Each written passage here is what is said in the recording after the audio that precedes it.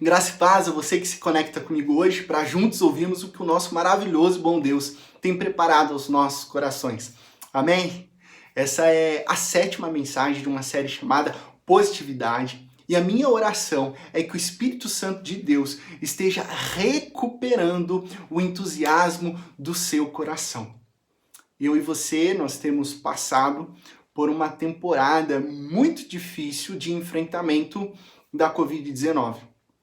É uma estação curta, porém, que afeta profundamente vários aspectos da nossa vida em sociedade, como saúde, economia, política, relacionamentos, saúde emocional e tantos outros. Eu suponho que talvez diante de todas essas complicações você tenha perdido um pouco da sua paixão espiritual. Sim, hoje eu quero falar sobre esse aspecto do desânimo que afeta a nossa espiritualidade. Eu sei que na sua trajetória com Deus, você pode ter desfrutado de momentos em que você estava perto dele, buscando intensamente a Deus, consequentemente ouvindo a sua voz e trilhando claramente os caminhos que ele tem para a sua vida. Você buscava a Deus em oração, você lia as escrituras diariamente, meditava sobre elas durante os afazeres diários, mas em algum ponto da sua jornada espiritual isso foi se perdendo. Digamos que foi esquecido e aquela paixão espiritual ela se esfriou. Então, de repente, você percebe que num lapso temporal, você talvez não tenha percebido ou não tenha dado a devida importância à sua conexão com Deus. E talvez hoje esteja claro para você que a sua vida espiritual não era como antes. A paixão espiritual está agora como uma pequena chama. A sua intimidade com Deus não é como antes, outrora era.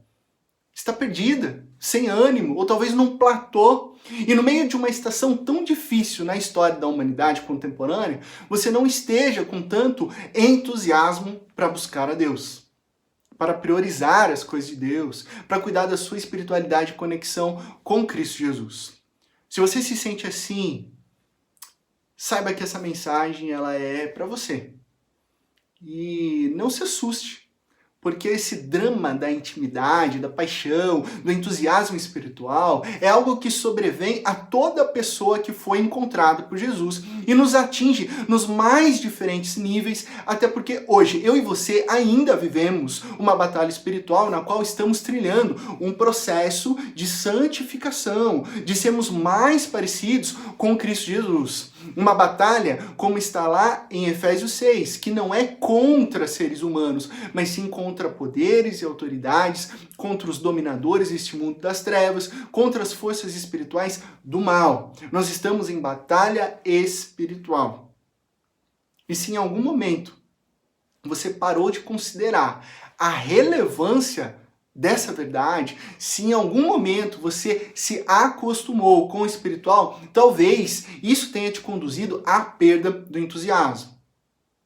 Aliás, eu sei bem como é essa luta.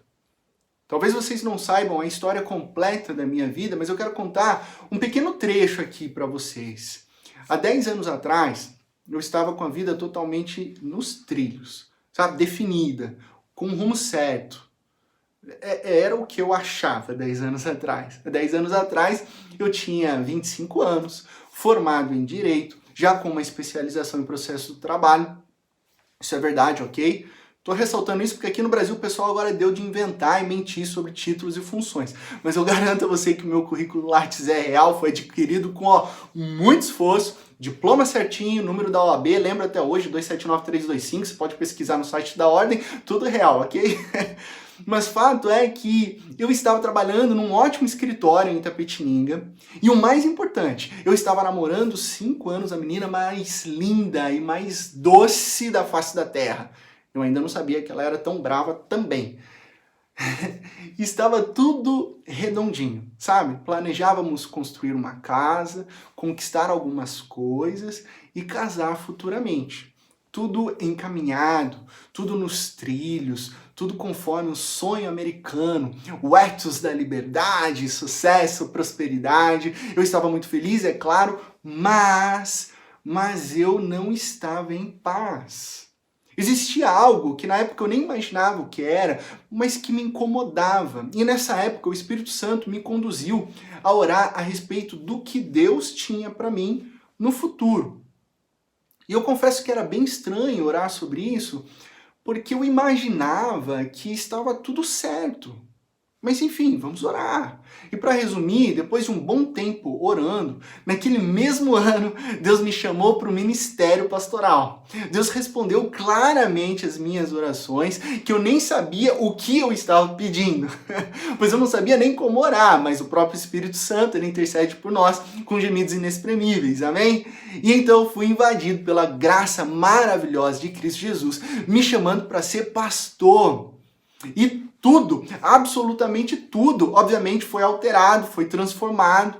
E o interessante é que eu já pregava, mas eu nunca tinha imaginado como pastor. Só que a partir desse chamado, o desejo, a busca, a vocação por pregar, ela foi aumentada exponencialmente, a ponto do meu único desejo ser resumido em compartilhar o Evangelho de Jesus a todas as pessoas, contando o que ele havia feito na minha vida, na minha história. Ou seja, eu estava tomado de paixão espiritual, com a chama completamente acesa. Agora minha vida fazia sentido. É para isso que eu nasci, para adorar a Jesus e para pregar o Evangelho full time, integralmente, viver fazendo isso. E então eu comecei a servir na minha igreja local em tudo. Nós precisamos de alguém para arrumar as cadeiras. Sim, eu. Nós precisamos de alguém para estar no berçário. Eu. Nós precisamos de um tenor para completar o coral. E para a tristeza da organista, eu também falei, eu. E ao mesmo tempo, buscando a Deus em oração, paixão fervendo, ouvindo a voz de Deus e orando, Pai, tudo o que eu mais quero nessa vida é ser pastor e proclamar as boas novas de salvação. Na Igreja Presbiteriana do Brasil, ser ordenado pastor é um processo longo que envolve estudar 4 anos de teologia num dos seminários presbiterianos. E para resumir a história, eu casei com a Júnia no mesmo ano que eu ouvi o chamado de Deus, em 2010. Eu fui para o seminário em Campinas sozinho e ela ficou em Itapetininga. Porque a ideia inicial era eu passar o primeiro ano lá, ver como era a situação e depois ela iria comigo no segundo ano. Só que em agosto de 2011 nós nos descobrimos grávidos. E essa é uma outra história sobre mais milagre de Deus em nossas vidas. E a Júnia teve que ficar em Itapetininga. A Bela nasceu em 2012 e o que aconteceu? Eu estava morando em Campinas, longe da Júnia e da Bela, que estavam em Itapetininga, e nos finais de semana eu estava servindo em outra igreja, e alguns finais de semana em outra cidade. Eu tinha pouquíssimo tempo para ficar com a minha família. Eu perdi momentos preciosos da Bela neném. E essa situação distante da minha família, recém-casado, recém-pai, foi me esgotando a ponto de me desanimar. E a paixão espiritual, ela foi também enfraquecendo aos poucos. E bem nessa época, eu tive uma semana muito difícil e sem contar para ninguém, eu comecei a pensar em desistir de estudar teologia e voltar a advogar, voltar para Itapetininga, ficar perto da minha família. Eu comecei a pensar que talvez eu não fosse chamado para ser pastor. Então lembro-me que, como se fosse ontem, eu estava na rodoviária de Itapetininga para pegar um ônibus para Sorocaba e depois Campinas, e então uma senhora veio na minha direção. Uma daquelas senhoras pequenininhas, sabe? Saia comprida, cabelo preso com coque, e ela veio na minha direção olhando nos meus olhos e disse: "Eu vim para lhe dizer, para você não desistir da sua vocação, pois foi Deus quem te chamou para servi-lo." E eu fiquei sem reação. E a tia foi embora. Quando a ficha caiu, eu tentei procurá-la, mas eu já não a encontrei. Ela sumiu como se fosse um mestre dos magos. Se você tem raízes cristãs pentecostais, você sabe muito bem o que acontece quando uma tia do coque vem orar por você ou te dizer algo. E eu não estou brincando, ok? Respeita as tias do coque. Que o tempo que você tem de Netflix, elas têm o triplo em oração, com lágrimas e joelho calejado no chão. O fato é que nesse dia Deus falou claramente comigo através daquela senhora. E eu recuperei o entusiasmo. Portanto, se você está sentindo que tem perdido a paixão espiritual, essa mensagem é para você recuperar o entusiasmo. Vamos orar? Pai de amor, muito obrigado por esse momento. Nós pedimos que o Teu Santo Espírito venha falar conosco através dessa mensagem. Recupera o nosso entusiasmo, a nossa paixão para honrarmos o Teu nome e servirmos o Senhor. No nome de Cristo Jesus que nós oramos. Amém. Abra sua Bíblia no texto da mensagem de hoje, que se encontra na primeira carta de Paulo aos Coríntios, capítulo 15, apenas o verso 58. 1 Coríntios 15, 58. Portanto, meus amados irmãos, mantenham-se firmes e inabaláveis. Sejam sempre dedicados à obra do Senhor, pois vocês sabem que no Senhor o trabalho de vocês não será inútil. Na Nova Versão Transformadora, esse mesmo versículo foi traduzido de outra maneira.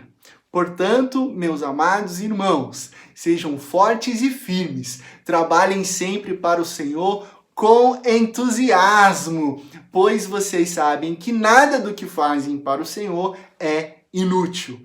Sejam sempre dedicados, trabalhem para o Senhor com entusiasmo.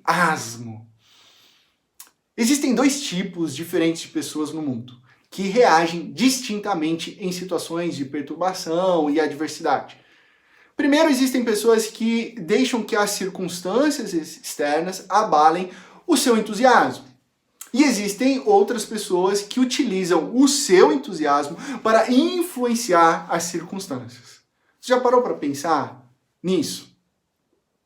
Que existem pessoas que deixam que as circunstâncias afetem e dominem o seu humor, a sua postura, o seu emocional e, consequentemente, vai enfraquecendo a sua saúde espiritual. Mas também existem outras pessoas que, diante das circunstâncias negativas e totalmente desfavoráveis, elas utilizam do seu entusiasmo para transformar o ambiente, para renovar o interior e influenciar tudo ao seu redor. A nossa palavra-chave de hoje é entusiasmo. E eu gosto muito da origem dessa palavra. Ela vem do grego entusiasmos, ainda que seja um grego pré-cristão, ela pode ser traduzida também por inspiração divina. Isso porque ela é formada por estar dentro, e theos, que significa Deus, ou seja, literalmente em Deus, ser cheio de Deus, estar em Deus. O que nos leva a concluir que o verdadeiro entusiasmo, ele não surge do nada, e ele nem pode ser desenvolvido apenas humanamente. A verdadeira inspiração, a paixão viva, a chama que nos impulsiona, ela vem de Deus. Então o verdadeiro entusiasmo não se compra, não se fabrica, ele não é um produto ou uma coisa que se desenvolve no meio de algo do nada. O entusiasmo é um estado de espírito cheio de Deus. Não podemos criar, mas podemos manter. É algo do coração que recebeu o sopro de Deus. E a nossa parte nisso está na manutenção do entusiasmo. Portanto, meus amados irmãos, sejam fortes e firmes. Trabalhem sempre para o Senhor com entusiasmo. Nesse pequeno versículo bíblico, há uma ordem clara para mim e para você. Paulo diz, amados irmãos e irmãs, né, corpo de Jesus, pessoas em quem o Espírito de Deus habita, igreja, sejamos eu e você o quê? Fortes, firmes e entusiasmados. Por que o texto enfatiza a ordem sejam? Porque dentre os mais diversos significados da palavra grega, bíblica, ginomai, esse versículo bíblico em especial, ele está falando que nós experimentamos uma mudança na natureza interior e assim vivemos numa nova condição onde podemos e devemos ser. Agora, tornem-se fortes, firmes e entusiasmados. Permaneçam inabaláveis, cheios de Deus. A pergunta é como? E o versículo bíblico termina, pois vocês sabem que nada do que fazem para o Senhor é inútil. Esse verso que lemos é seguido imediatamente pela afirmação de Paulo, que nos diz que graças a Deus nós temos a vitória por meio de nosso Senhor Jesus Cristo. Essa palavra, ela é para mim e ela é para você. Nós, que somos vitoriosos em Cristo Jesus, sabemos que nada do que fazemos para o Senhor é inútil. Nada do que fazemos para o Senhor é inútil. Ou seja, perceba, para o Senhor. Eu não vivo para mim, eu não vivo pelos meus desejos ou por qualquer outra coisa. A minha vida é para o Senhor. E quando compreendemos esse verso bíblico, nós entendemos que não é o que você faz que traz sentido para a sua vida, mas é para quem você faz isso. Não é o que você faz que traz sentido para a sua vida, mas sim para quem você faz. Não são coisas, não são ações, mas sim as intenções do seu coração e quem você está servindo. Porque quando você serve a Deus e trabalha com entusiasmo para o Senhor, as circunstâncias mundanas ao redor de você, elas são transformadas em algo significativo.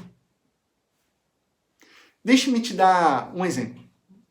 Eu recebi um vídeo no WhatsApp recentemente do Marcos Pérez, nosso irmão na nossa comunidade, de um piá de 11 anos que estava assim carregando um carrinho de feira numa comunidade pobre. O nome dele é Pablo e ele contava que estava fazendo a sua última compra no mercado em meio à pandemia, pois a mãe estava desempregada. Olha a situação de vulnerabilidade desse garoto. Mas o que chamava a atenção é que esse menino, ele estava cantando um louvor a Deus, feliz e compartilhando que Deus é maior que as circunstâncias que ele estava vivenciando ali naquele momento. Então, com um sorriso no rosto, cantando com a mãe desempregada, alegre e confiante por fazer a sua última comprinha no mercado, e inabalável porque tudo o que ele faz é para Deus. E eu acabei lembrando desse vídeo justamente porque a música que esse garoto cantava era sobre 1 Coríntios, capítulo 15, o verso 55. Onde está a morte, o seu aguilhão? A morte foi destruída pela vitória. Quem, em meio a uma situação de pandemia, desemprego e fazendo a sua última compra de alimentos, poderia cantar desse jeito? Quem? Somente alguém que foi transformado pela obra de Cristo Jesus. Somente alguém que foi liberto do pecado e da morte. Somente alguém que desfruta de uma presença diária e da vida de Cristo Jesus. Somente alguém que vive para o Senhor. Alguém que faz todas as coisas para a glória do Senhor. Que em tudo faz com entusiasmo para Deus. Ele consegue viver dessa maneira. Então a resposta está aí, meus irmãos e irmãs. Faça tudo.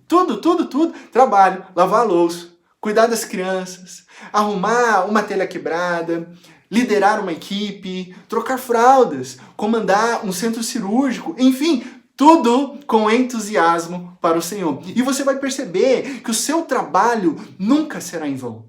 Que o que você faz para o Senhor nunca será inútil. Percebe? Recupere o seu entusiasmo, reacenda a sua paixão espiritual pelo Senhor, lembrando que é para Ele que nós vivemos, é tudo sobre Ele, é tudo sobre Jesus. Agora, o que você faz quando você perde a paixão? O que você faz quando sente que as coisas elas não são como antes, que parece que está esfriando? Você recupera. Você corre atrás, você restaura, você vai lá atrás, saber como era antes, lembrar como era a primeira chama.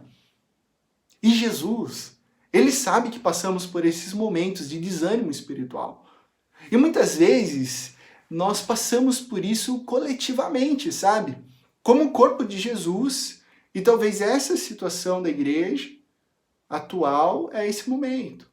Perceber que estamos em julho e a região de Campinas volta para uma fase vermelha, que ainda não podemos nos reunir presencialmente como igreja.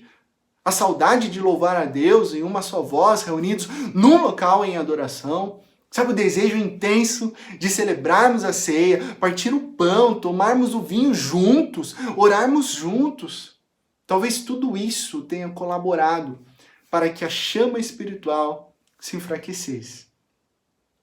Assim, Jesus diz aos cristãos e cristãs de Éfeso, lá em Apocalipse capítulo 2, olha, eu conheço as suas obras, sei do trabalho árduo que vocês estão realizando, eu tenho percebido que vocês são perseverantes, vocês também têm rejeitado o mal, e vejo que a paciência tem sido uma grande marca positiva na vida dessa igreja. Vocês têm percebido, perseverado, suportado grandes temporadas de sofrimento por causa do meu nome, e vocês estão aí, inabaláveis. Mas eu tenho uma coisa contra vocês, Jesus diz. Contra você, porém, tenho isto: você abandonou o seu primeiro amor. Lembre-se de onde caiu, arrependa-se e pratique as obras que praticava no princípio.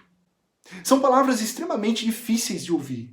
Esses cristãos foram elogiados pelas obras realizadas, por uma doutrina firme que combatia grupos heréticos. Mas e a paixão espiritual? E a devoção? Esfriou, enfraqueceu, foi deixada de lado. Chega até a ser enigmático pensar na perda de um entusiasmo espiritual numa relação profunda da igreja com Jesus. Então eu te convido a pensar num casamento, por exemplo, como analogia. Como são os primeiros anos de muitos casais? Todas as noites românticas, todas as canções lembrando o amor.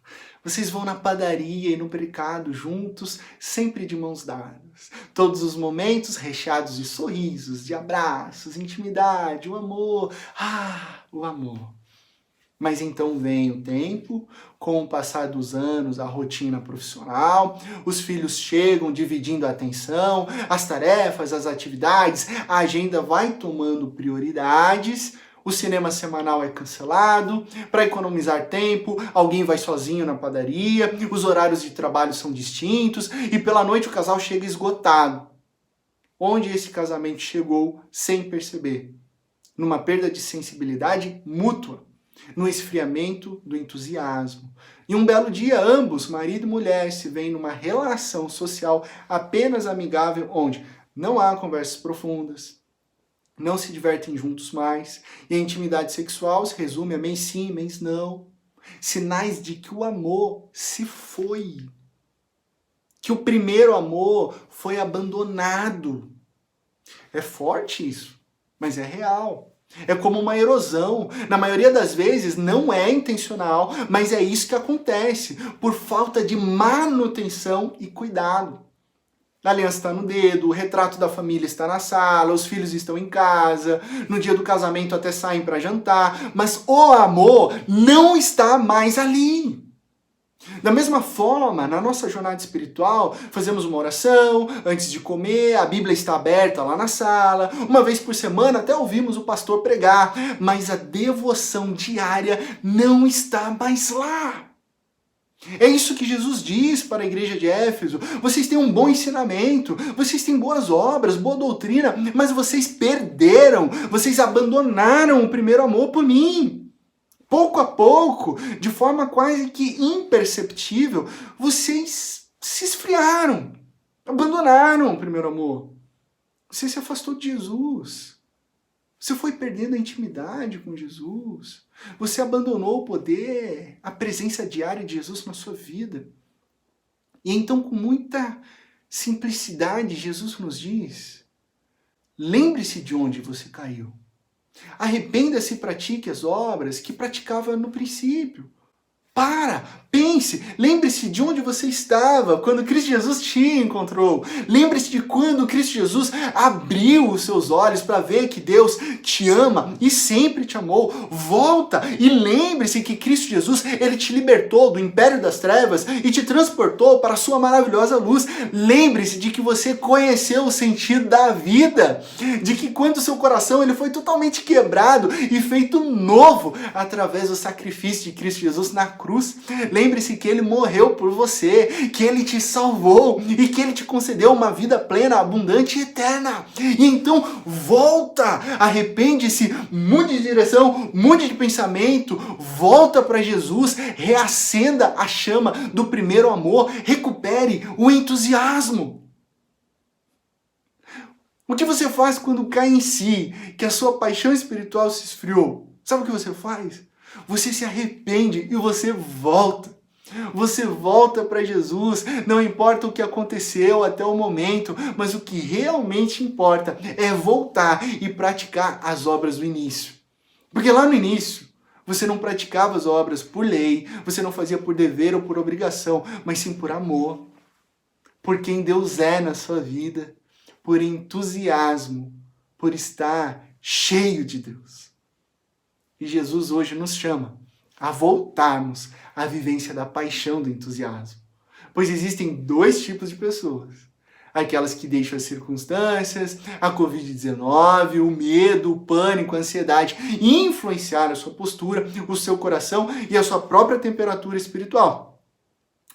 Mas existem também as pessoas que deixam o verdadeiro entusiasmo, nascido da presença real de Deus, influenciar o seu ambiente e reverberar as boas novas entre as pessoas que nos relacionamos. Se você em algum momento da trajetória perdeu o entusiasmo, perdeu a paixão espiritual, hoje é hora de recuperá-la. Sabe por quê? Porque Jesus nos encoraja com uma garantia geral de sucesso. Sim, a palavra de Deus nos diz: pois vocês sabem que nada do que fazem para o Senhor é inútil. Tudo que você faz no Senhor não é em vão. Tudo seria inútil e infrutífero se a nossa salvação não fosse consumada em vitória na morte de Jesus. Se não tivesse triunfo, se não tivesse nenhuma ressurreição. Mas nós sabemos que a nossa esperança é certa porque Ele ressuscitou. A palavra de Deus te afirma hoje que seus esforços não fracassarão em seu objetivo, que o fim glorioso será finalmente alcançado. Então, recupere o entusiasmo, arrependa-se e volte ao primeiro amor.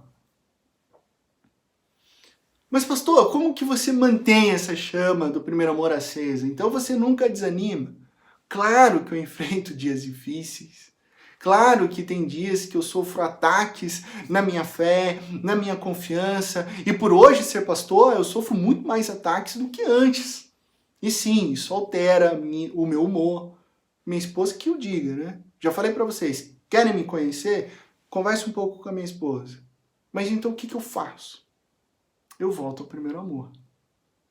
Eu volto ao dia em que Jesus me chamou em 2010 para pregar o Evangelho, para fazer aquilo que Deus me encheu de entusiasmo para fazer, aquilo que Ele realizou na minha história.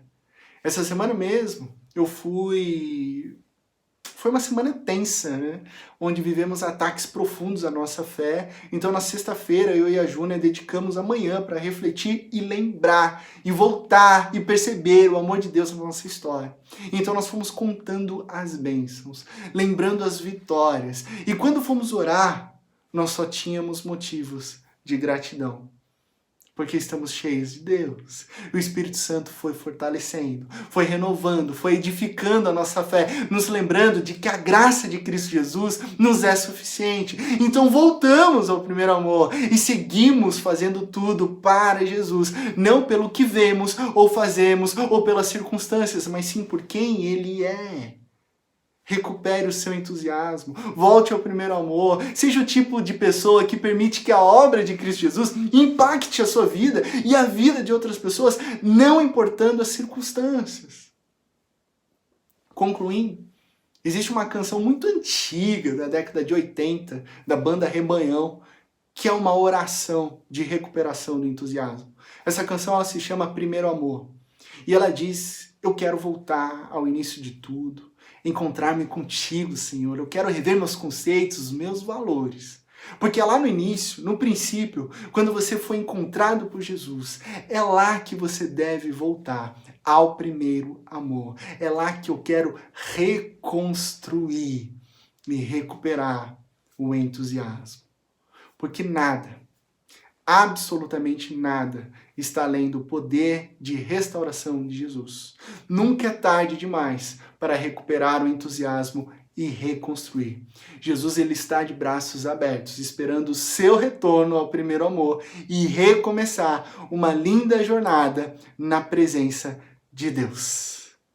Feche os teus olhos, vamos orar. Ó Deus, Pai de amor, eu clamo, Senhor, pelas nossas vidas, para que o Senhor venha nos orientar, nos guiar, reanimar os nossos corações, recuperar o entusiasmo. Ó Deus, que nós possamos voltar ao primeiro amor. Se existem pessoas que estão com a chama pequena, com a saúde espiritual enfraquecida, reanima essas pessoas no poder do Teu Santo Espírito. Recupera, Senhor, o entusiasmo.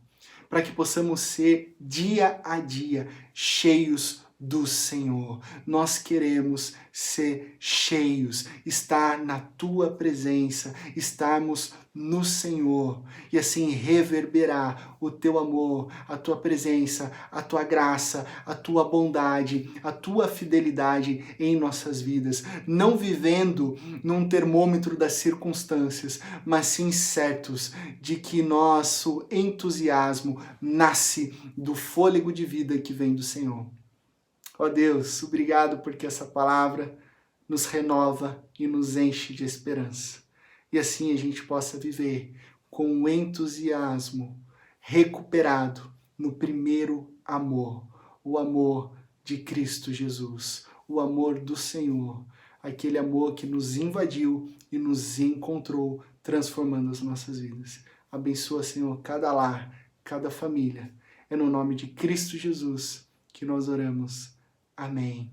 Amém.